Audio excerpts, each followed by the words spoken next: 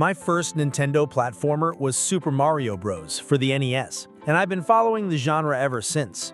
While the Mario series has had its ups and downs, Nintendo delivers more often than not, while managing to keep things interesting from time to time, especially in the 3D arena.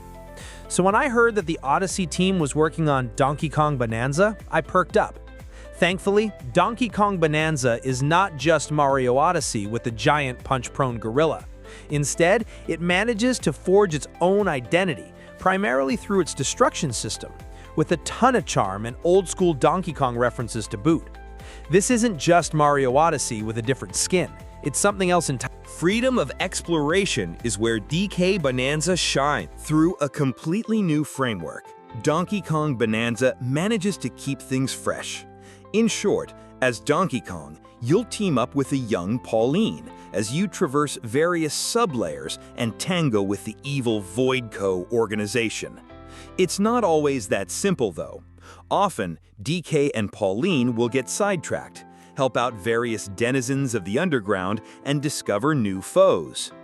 Each layer has a distinct feel to it, like worlds in Mario games, and all of them are completely open for exploration. A key element of Donkey Kong Bananza is discovery. As Donkey Kong, you can smash and punch through most of the terrain in the game, creating new spaces, shortcuts, and uncovering secret layers.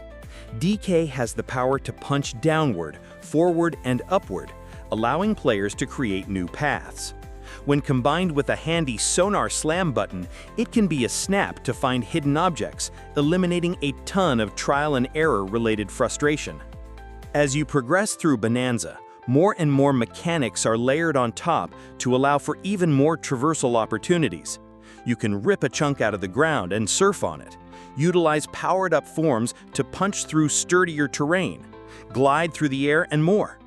All of these powers are available at all times, so there's no borrowed power feel, where you can only use specific power-ups on certain levels.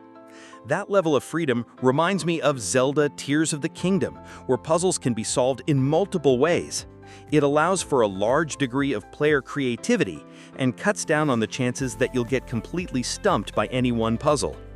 The same goes for the mostly optional challenge rooms, a staple of Nintendo platforming. Platforming is tight and very. If you're going to make a platforming game with large environments, it had better be easy to get around, and Donkey Kong Bananza delivers on that front.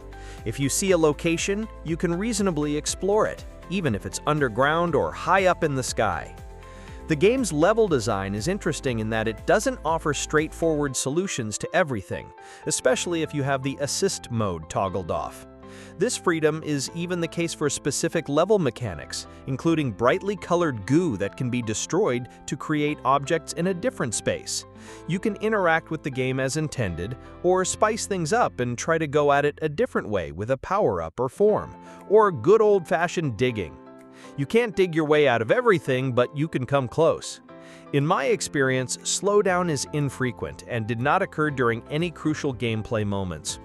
Speaking of bosses, they're one of the only noticeable letdowns in Donkey Kong Bananza.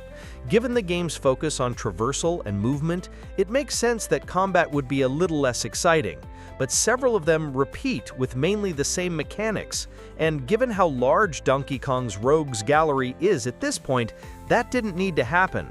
Still, most boss battles are reasonably short, so they're not a significant Bananza is packed with decades of Donkey Kong references. Early on, you'll get some musical motifs that will bring you back to the era when Rare dominated the classic platforming scene. While Donkey Kong Country fans are eating well in Bananza, there's also a ton of even more retro references sprinkled in, as well as a lot of new Donkey Kong lore. To be clear, while nostalgia is expected in most Nintendo games based on decades-old IP, Bananza has a lot of personal flair that sets it apart. As I explored each world and got to know its unique inhabitants, I was drawn into this universe on its own terms. It manages to thread the needle of combining new and old very well, without getting too cloying for folks who are coming into Bananza for their first Donkey Kong experience. It helps that the team really leans into the destroy everything mantra and has appealed to fans across gaming generations through classics like The Incredible Hulk: Ultimate Destruction. It suits Donkey Kong well, as Bananza makes him more of a force of nature, and his updated character design is hilarious when juxtaposed with the carnage he creates. DK and Pauline also have a cute rapport throughout the game, complete with optional dialogue from the latter when catching up at end. Donkey Kong Bananza is a pure platforming experience. I came into Donkey Kong Bananza with a completely clear mind and came out impressed. Initially, I was so focused on the destruction aspect that I didn't even consider the multiple layers of freedom Bananza offered. After about 30 minutes, I realized how effortlessly it was employed throughout the experience. Even after seeing the credits roll, I was happy to go back and clear out all the secrets I missed while tackling challenge rooms and finding more Easter eggs and references along the way. There's a lot of game here, and even though some of it is segmented, the layer-by-layer format makes things easier to manage. It's simpler than ever to return to a former layer and finish it out entirely, which is going to come in handy for 100% completion clears. The ability to buy maps to finish out those final collectibles is huge and won't lead to Donkey Kong 64 collectathon fatigue.